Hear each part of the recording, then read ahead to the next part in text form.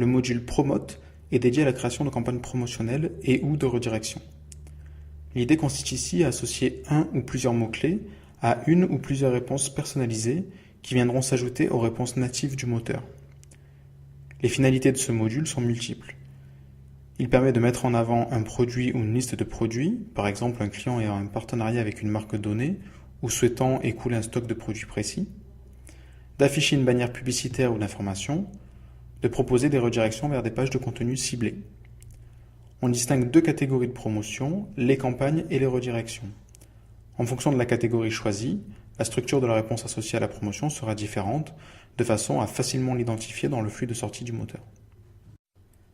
Les campagnes sont elles-mêmes de deux types distincts, standard ou bannière. Dans les deux cas, le premier élément à renseigner sera le type choisi.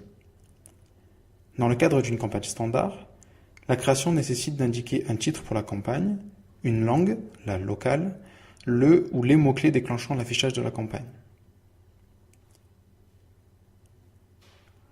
A posteriori, il est éventuellement possible d'ajouter une description et des tags la décrivant. Une fois la première étape renseignée, il convient de saisir une ou plusieurs réponses associées aux mots-clés déclarés. Une réponse, dans une campagne standard, requiert à minima la présence d'un titre et d'une URL, et il est ensuite possible d'ajouter une description ainsi qu'un nombre illimité de métadonnées liées à la réponse, pour insérer des liens externes, des mots-clés, etc.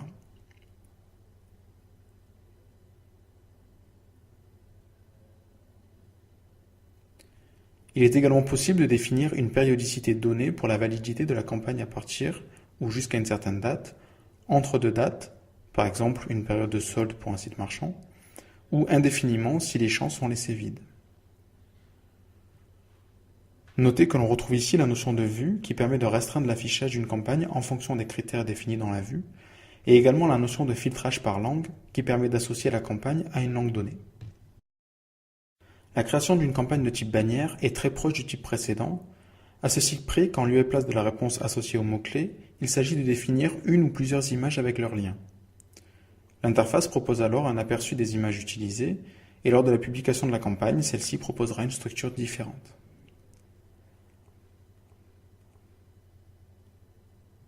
Enfin, dans le cas des redirections, il ne s'agit ni d'une réponse ni d'image à associer, mais d'un lien hypertexte permettant ensuite, au moment de l'intégration web, de jouer la redirection vers ce lien.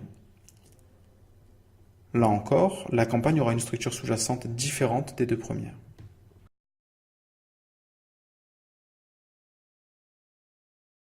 Quelle que soit la catégorie de campagne créée, celle-ci peut ensuite être dupliquée, par exemple pour créer une campagne similaire à quelques détails près sans pour autant avoir à recréer l'intégralité de la campagne, et elle peut être également suspendue ou supprimée.